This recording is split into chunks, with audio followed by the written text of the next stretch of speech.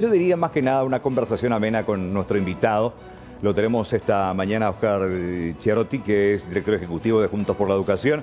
¿Cómo te va, Oscar? Bienvenido. ¿Qué tal, Carlos? Gustazo de tenerte y volver a verte. Gracias por la invitación. Bueno, antes de arrancar la conversación contigo, me gustaría compartir con la televisión y contigo también la postura del Ministerio de Educación acerca de esto que pasó, que fue y sigue siendo trending topic en las redes sociales, sobre los, yo dije, horrores, más estoy proviniendo del Ministerio, ¿no?, de Educación, que es el que rige la educación en el país. ¿Qué dijo al respecto Robert Cano, justamente el viceministro, sobre este tema? A ver, escuchemos. Lo que ustedes ven aquí son todos los materiales que ahora, en este momento, están llegando en forma universal, es decir, a todas las escuelas del país. Una política se hace pública cuando llega a ser universal. Los kits escolares son políticas públicas. Están llegan todos los años a todas las escuelas. Eso es una política pública. Una implementación experimental, como la que hicimos, ya no es política pública. Es un plan piloto que resultó exitoso, y ustedes saben que es exitoso, ahora pueden saberlo, y llega a todo el país. Entonces, todos estos materiales, gran parte de ellos, apuntan a lectoescritura, la otra gran pata floja de la educación, comprensión lectora. Eso nos afecta a todos. Y cuanto más temprana la intervención, mucho mejor, porque las bases van a ser más sólidas. Entonces, todos estos materiales no entran en discusión. Son materiales que están sin ningún tipo de errores, ni siquiera de tipeo. Todos estos que tienen acá. Donde sí hemos tenido estos inconvenientes de tipeo ha sido en Mapara, que son este material y este material. Para que comparen nomás la dimensión del discurso, lo voy a poner acá, por favor. Esto es Mapara. Mapara consiste básicamente en una guía para el docente. Esta guía es más estilizada, ¿me contaste por favor aquella? Que esa, y es más estilizada. Esta es la versión 2019 de aquella versión. ¿Sí? Esto va a ser entregado a cada maestro paraguayo. Cada maestro paraguayo va a recibir esta guía del primero al tercer grado, y cada maestro paraguayo del cuarto al sexto esta guía. Cada estudiante paraguayo, así como en Cordillera, y acuérdense, no pierdamos de vista Cordillera y lo que pasó en Cordillera, que puede llegar a pasar en todo el país, va a recibir su cuadernillo correspondiente. Y esta sí se construye política pública. Si el próximo año llegamos a introducir los cuadernillos en el kit escolar, podemos sentirnos satisfechos de que ahí sí va a transformarse en política pública, porque no hay ningún gobierno que quiera quitar un material que esté dentro del kit escolar. Anímense a quitar un cuaderno del kit escolar. Ar de Troya, ¿saben eso? Entonces, lo que se introduce en el kit escolar se queda, y el kit nació para crecer en cantidad de insumos. Todos estos materiales han sido adquiridos con donaciones de la Unión Europea. Donaciones de la Unión Europea, no son producto del presupuesto de la nación, lo que implica recaudación tributaria, no salió del bolsillo de los paraguayos. Hicimos este esfuerzo, como bien me lo decía Fernando hace poco, por la urgencia de llevar eso que ustedes acaban de ver a cada una de las escuelas del país. Esa urgencia nos permitió este año, por primera vez, eso sí, ya sé que a veces suena un poco hasta soberbio decir por primera vez, pero es la primera vez que esto llega a todas, no a un plan piloto, no a 1000 escuelas, a todas las escuelas del país. Bueno, Oscar, con esta pifiada del ente rector de la educación que necesita corrector, el ministro debería irse, ¿eh? Bueno, a ver. Es que es demasiado grande, es garrafal, es un error demasiado grande. No podemos tapar ni poner florcita, fue un error garrafal, con errores no solamente ortográficos, de concordancia, de conceptos, oraciones mal formadas. Esto es lo que vamos a mamar nuestros hijos. Sí, la verdad que estos errores traen consigo una significancia muy importante en toda la política. Yo no sé si específicamente este problema debiera de costar la posición o no del ministro. Eso es una cuestión que habría que mirarlo más ampliamente.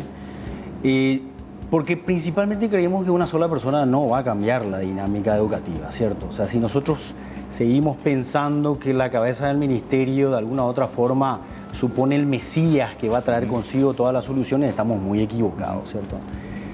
Pero esto da cuenta de una problemática que se viene dando hace bastante tiempo, Carlos, que tiene que ver con un proceso, me animo a decir, de vaciamiento técnico y de masa crítica al interior del Ministerio de Educación.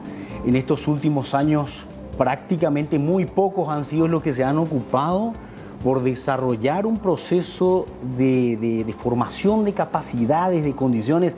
Esto es tremendamente técnico, de gente técnica que pueda abordar estos procesos con mucha suficiencia, con mucha previsibilidad, con mucha anticipación y realmente llegar, digamos, a estas instancias como se debe llegar en estos procesos, ¿verdad? Evidentemente, tal vez acá lo que falló fueron los procesos, o si es que hubieron, de controles de calidad, porque una vez que esto se distribuye a lo ancho y largo de todo el país, realmente ya es algo bastante difícil. Lo que te da la pauta también, Oscar, de que sigue siendo un ministerio con fuerte tinte político más que técnico. Por supuesto. Ese creo que ha sido ese factor justamente uno de los principales que no ha permitido al ministerio desarrollar consistentemente capacidades y que esas capacidades se reflejen en lograr consolidar políticas educativas a lo largo del tiempo. Específicamente te comento una anécdota. El tema de kits escolares que se universalizó en el 2012 pasó... Y seguimos teniendo problemas. Claro, seguimos teniendo problemas. Pasó a ser parte de una política universal, es decir, focalizada para todos los chicos del país. A cada administración, si es que se mantiene a lo largo de 2 años, le lleva exactamente 2 años aprender de ese proceso. Lograr cumplir a partir del segundo año recién, digamos, con los tiempos previstos y una serie de condiciones. Y una vez que de alguna u otra forma ese ministerio logra consolidar esos procesos, normalmente vienen los cambios. Y con cada cambio... Pero ahí pues tiene que estar la política de Estado, que un grupo, independientemente de la cabeza de quien esté ahí, debe ser el responsable de ejecutar ese proyecto. Eso se llama política de Estado. Sí, así y mismo. no política de gobierno, que él viene, vos le cambias, no, el responsable de la distribución de los kits, viene otro, entra a aprender. Falta política de Estado. Por supuesto, y esto se da cuenta, bueno, tenemos un ministro cada 1.5 años, más o menos el promedio ratio que tenemos en estos últimos 25 años, casi 30, donde cada ministro viene con su propia visión de lo que la educación requiere, ¿cierto? Cada uno viene con su propia receta y con esa visión de que cada quien puede venir a refundar un sistema cada 5 años o cada 2 años, dejando todo por detrás, digamos, lo realizado, lo bueno, lo malo, lo no tan bueno, y como queriendo decir, bueno, a partir de ahora vamos a hacer las cosas como corresponde. Entonces es un proceso permanentemente de pretender fundar todo un sistema educativo y que realmente lo único que da y trae en consecuencia son este tipo de errores por un lado y por otra parte, cuando miramos los indicadores de aprendizaje, que efectivamente los chicos no aprenden. ¿Y qué tenemos que hacer como país, como el Paraguay, donde lamentablemente entre 6 a 7 niños, adolescentes de 10 dejan anualmente la secundaria, no terminan la secundaria? Sí, yo creo que la tasa de egreso de 12 años, sí, que implica que de cada 100 niños que ingresan en el primer grado, en los últimos registros que tenemos, que son 2016, tan solo 4 de cada 10 terminaban los 12 años de escolaridad. Quiere decir que 6 no logran culminar los 12 años de escolaridad básica, que convengamos que es absolutamente imprescindible para insertarte a cualquier mercado laboral en condiciones mínimas, ¿cierto? Por un lado. Pero por otra parte también está el tema de aprendizaje. Dábamos cuenta el año pasado con los resultados PISA de que tan solo el 8% de los chicos tienen conocimientos básicos en matemáticas, de 15 años estamos hablando. Pero nos aplazamos tremendamente en el último reporte de PISA. Totalmente, 92% estamos de los allá abajo. tienen. Estamos tremendamente mal. Y la pregunta es, ¿qué hacemos con respecto a eso? ¿Qué hicimos con respecto a eso? Paraguay hoy vive unas condiciones donde como nunca contamos con muchísima data e información sobre cómo está el sistema educativo, pero sigue siendo un enorme desafío. ¿Qué hacemos con respecto a eso? ¿Cómo volcamos todos esos saberes a la política pública? Y ahí indefectiblemente caemos en un tema. Si el Ministerio de Educación no tiene la capacidad técnica, la solvencia, las condiciones, que implica una serie de acciones y medidas, establecer sistemas de desarrollo profesional, meritocrático, y dar estabilidad a los técnicos. Pero los pocos técnicos buenos ya no están en el ministerio hoy. Por supuesto, ahí hay un grave problema. O sea, nosotros normalmente mirando muchas veces afuera como sociedad civil decimos o forjamos nuestras expectativas con respecto a lo que puede hacer o no un ministro en función de qué hace con la gente que realmente sabe, porque hay mucha gente muy buena dentro del Ministerio de Educación, ¿verdad?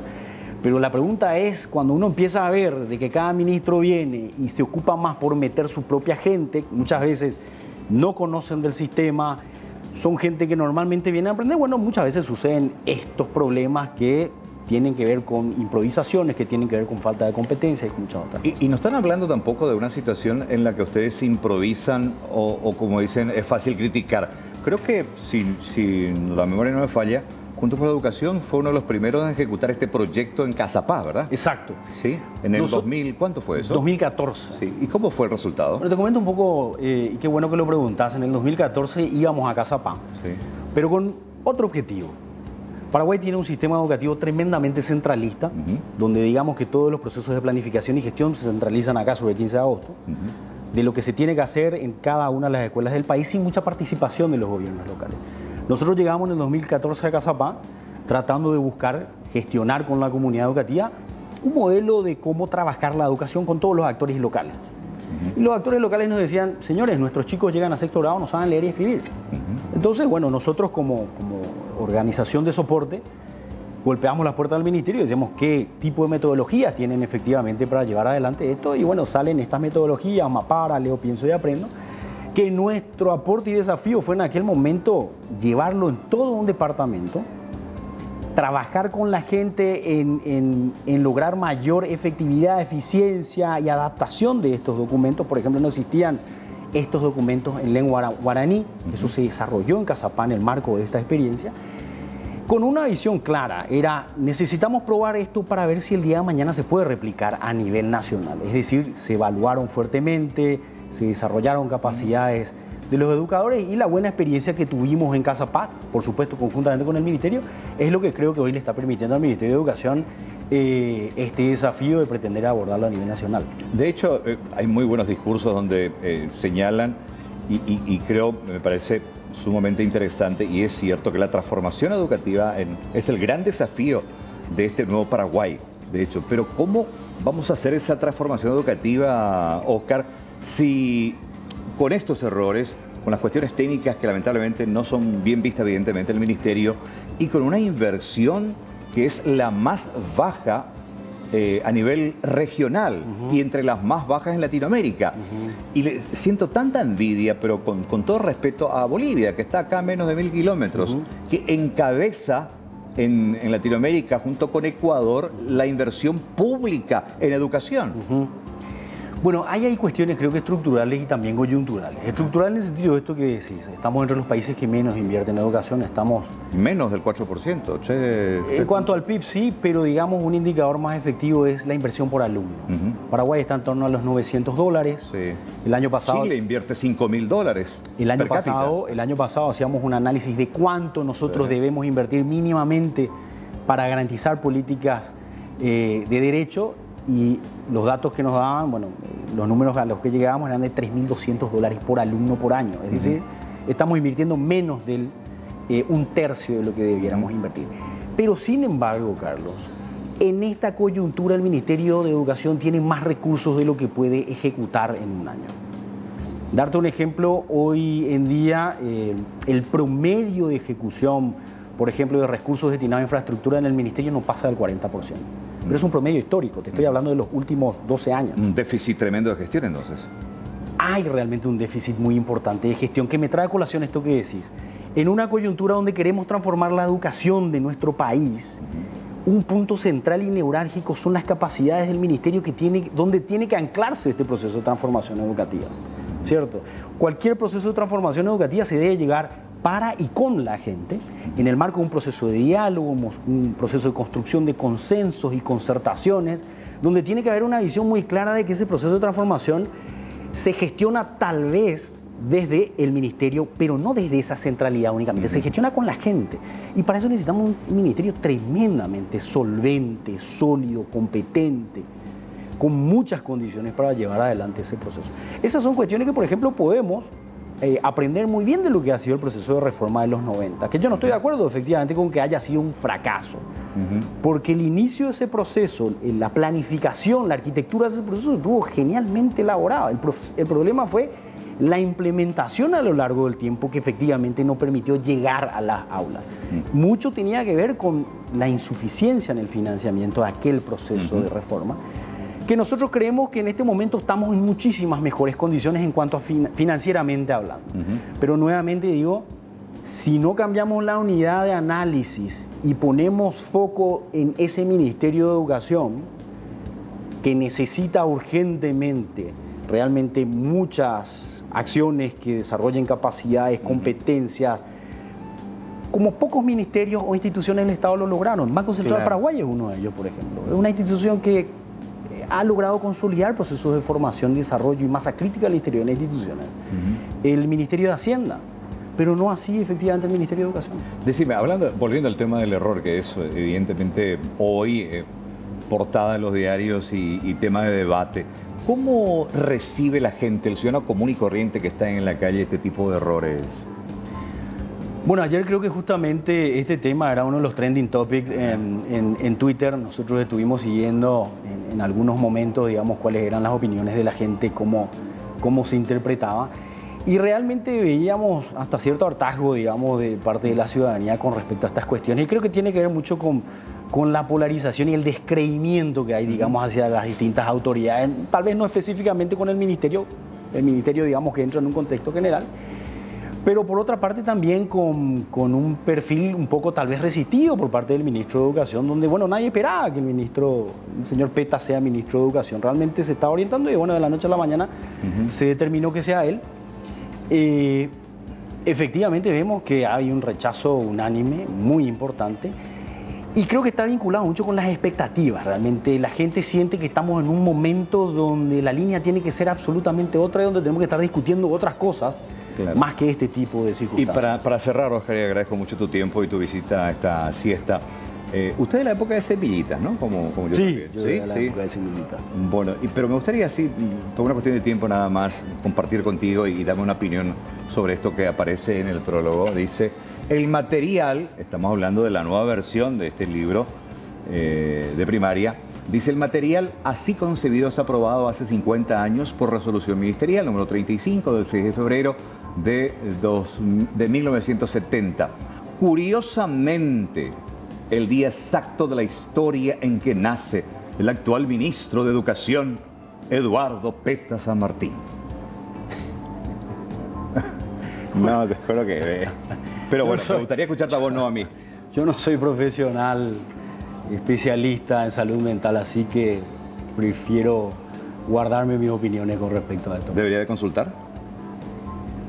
Yo creo que tal vez sí, Realmente esto es lamentable, tremendamente lamentable. Oscar, un placer de tenerte. Éxitos. Vamos a estar siempre siguiendo de cerca, principalmente por nuestra educación. Ya decía Albert Einstein allá en sus mejores momentos que si no invertimos como país en educación vamos a terminar perdiendo no solamente nuestro idioma, sino también nuestras fronteras, nuestro dinero y nuestra bandera. Entonces yo creo que tenemos que invertir más en educación y hacer una inversión de calidad, no solamente de cantidad. Así mismo. Oscar, un placer. Gracias. Gracias, Carlos. Bueno, tenemos los títulos.